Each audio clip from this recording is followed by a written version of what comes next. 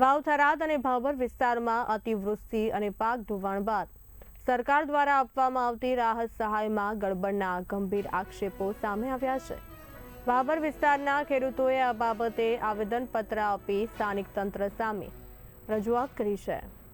ખેડૂતોનું કહેવું છે કે ઓછી જમીન અને ઓછું નુકસાન ધરાવતા ખેડૂતોને વધુ રકમની સહાય મળી રહી છે, જ્યારે વધુ જમીન અને વધુ પાક નુકસાન થયેલા ખેડૂતોને ઓછી રકમ ફાળવવામાં આવી છે।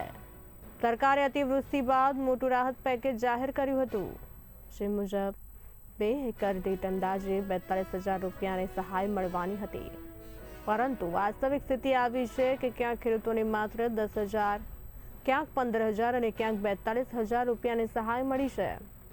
ખેડૂતોનો આક્ષેપ છે કે રાહત સહાયની ચૂકવણીમાં સ્થાનિક તંત્ર દ્વારા ગડબડ કરવામાં આવી છે।